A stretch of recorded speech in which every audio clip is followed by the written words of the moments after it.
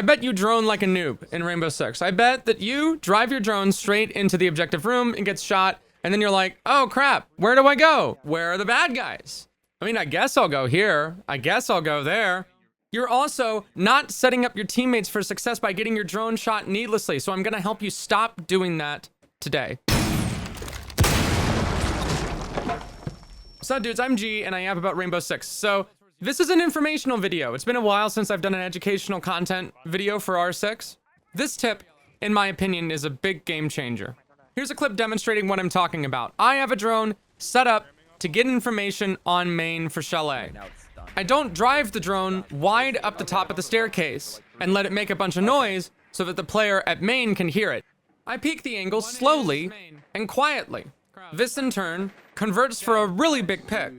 Little picks like this don't require a lot of effort. They don't require you to have crazy good gun skill. They just require you to be conscientious. But the difference between getting a pick that's hard to get and getting a pick that's easy to get is the same. They're both picks. The other guy isn't more dead because you killed him while bolo leaning. They're just dead. It's 0 or 1.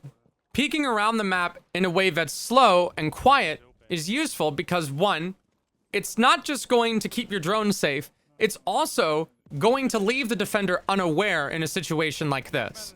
Drones make noise even if they don't have direct line of sight.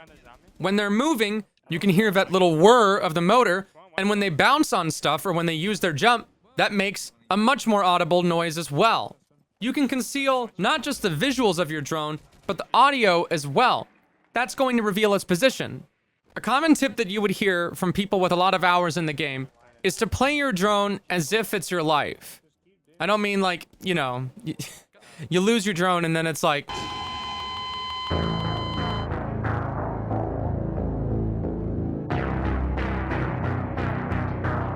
like an operator life, like your life within the context of a round. And some people might think this approach is strange, or maybe it's not even a good approach. After all, everybody gets 2 drones. If you use 1 drone to get a pick, that's probably worth it, right? Yes, to get a pick, keyword. So before we get to that, let's talk about actually navigating the map. You should think of it like you're doing it in person. When you navigate the map as an operator, I guess as a human being, right? You try to avoid, or at least I hope you do, try to avoid wide open spaces. You want to move from cover to cover because cover is good. Cover allows you to not be dead. It allows you to peek off of stuff. Don't just drive the drone straight through library. Use corners. Hide around corners. Peek slowly. Go from cover to cover. Also note the position of my team. This is a basic drone entry clear. So I'm on Ace. Ace typically needs to stay alive because he needs to get the wall open. So he shouldn't be going in first because that's too risky. Ace, as a support operator, is usually going to be droning for the entry character like Ash or Zoph or Sledge. This is different from a passive drone, which is something that you would set up at the beginning of the round. Usually the entry frag would do this for themselves. They would put it somewhere where they plan on going and then ask someone, hey, watch my drone 3 or watch my drone 4 or whatever it is in the lineup that you see in the observation tool manager on your left side. When you are active droning, you really shouldn't be droning just to drone. You should drone with the intention of doing something. That means that even in the event my drone gets shot, for instance, my teammates will either be able to get map control or get a pick. So you need to make sure that your teammates are coordinating with you off of your drone. Tell them, I am droning this. Dark spot is clear. Connector is clear. Top mez is clear. Keep an eye on the pacing at which your team is going and don't move your drone too far ahead, because otherwise they're not going to be able to capitalize on the information that you get for them. In a perfect world, sometimes you should be able to get a drone on somebody and then they can get the pick within a matter of a couple seconds. This is why people have good chemistry with their duo, if they have this kind of dynamic back and forth. Something else that I see a lot of people do wrong with their drones, and this is a bad habit of mine as well, it's really bad, I'm trying to get rid of it, just jumping around the map just to jump. I don't know what it is, I think it's just like a stimmy thing, or it gives me the sense that I'm moving around the map faster. That's not as important, 1. And 2, it really makes it difficult for you to keep your drone alive, because if you run into somebody, you're not going to be able to have a dodge. You shouldn't think of the jump as a way to help your drone zoom around the map as fast as possible, because that's not really as important as thoroughly clearing things. You should think of the jump as an escape tool and as a way to get into places to keep your drone set up for good passive spots. A drone jump on a typical standard, single door in Rainbow Six Siege can be used to traverse the entire door frame by doing a little flick of the wrist to the right or to the left. There's a reason that jumping with your drone has a cooldown. It's a balancing mechanism. And if you jump too early, you're not gonna have that on hand to get away from a well-placed shot. You're gonna lose your drone, and that's not good. You should really try to keep your drone alive as much as possible. So that's all a roundabout way of just saying drones are important, keep them alive. Okay, so what should you drone? Well, it depends on what you're trying to do. If you break up the game into its base components of the whole, the super sweat, entry, support, yada, yada, yada, sometimes I have a hard time, I feel, getting across to my audience with that particular kind of approach. So I'm just gonna put it into layman's terms. If you're an operator who's gonna be taking a lot of gunfights, if you wanna get in the building first and start taking gunfights early, you really shouldn't be doing that much active droning. You should be active droning if there's a situation that calls for it, but most of the time, that should fall on the player that has the utility that you need to use later in the round. Obviously, hard breaches are a good example of that. If you want to get in the building and start shooting, what you should do is you should have a drone set up on cutoffs and flanks that you don't want to get caught by surprise on. For instance, on Clubhouse, if you want to entry into Garage, you should really have a drone set up to make sure that nobody is in Lounge or Swamp. A good example of a pre-placed drone that I will use to get Garage control quickly is hiding behind this engine block here. It's a pretty common spot. It might get pre-fired, but in low elo, I doubt people are really going to look for it. If that doesn't work at higher elo for you, there's plenty of other pre-placed spots in Garage. You can nestle the drone into cubbies. But the key point is, if you can get away with it, you should really have a drone in the room that you are trying to get inside of. And you should have your second drone looking at something adjacent to that room, a room right next to it. In this case, for the Garage example, that would be Lounge, which is connected to Swamp. That little staircase that's connected to Garage, where you have like a little bump that goes down and then further towards Lounge, that's Swamp. That's a really common choke point that you're going to get cut off from if you're not careful. So that's the main takeaway. If you're trying to get in the building as fast as possible, you want passive, pre-placed drones that you can ask your teammate to look at. Use the observation tool on the left side. Hey, look at my drone 3, look at my drone 4. Then when you're in the building and you have the map control that you want, you're in the room that you want, you can start getting gun up with an active drone and say, okay, you're good. When you start playing the game a lot, you'll get a feel for what information you want throughout the course of the round at what particular point. But the main idea is to just use process of elimination, get as much information as you can as quickly as possible, but do so in a way that protects your resources.